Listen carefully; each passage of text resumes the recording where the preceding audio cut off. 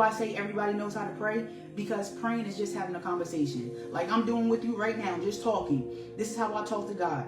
You know, again, now that I'm more spiritually mature, my prayers is more direct. I know how to pray better. I know what to pray for better. I know what scripture to use to make my prayers more impactful. But understand something. God hears you. If you're praying with a sincere heart, if you're praying with good intentions, if you are praying because you truly want to be better, just keep with it.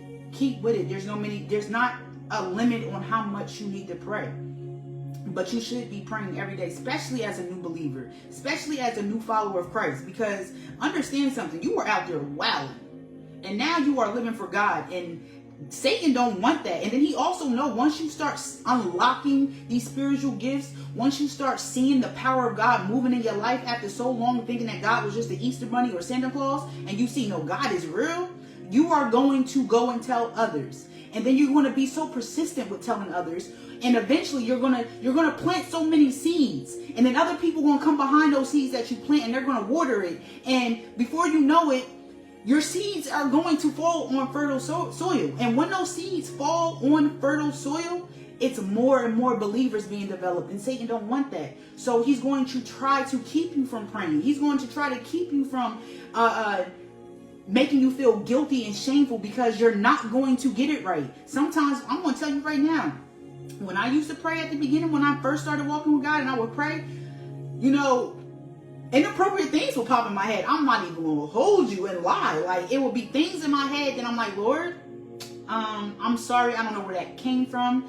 And again, when you are truly trying and you are truly intentional about your prayers, God will send you so many different tools to help you. And I was getting reels on, like, first of all, I made a whole new Facebook because I didn't want any of that stuff that I used to be okay with on my feed. So I made a whole new Facebook of all spiritual things and spiritual people and like-minded people. So when you are praying and you are intentional about your walk with God, he will send people, places, and things on your path to help you. So you know, when that started to happen in my prayer life and I prayed to God, I don't know why that's happening and I don't know what to do to make, like, I started seeing things. I started seeing reels come across my, on my page that I'm not the only one that did that. So now I don't feel guilty anymore. But the enemy was trying to make me feel guilty for feeling like that. And then to the point that I almost didn't want to pray. And then I started seeing scriptures where I can speak Jesus' words over my life, and then my prayers would get better, and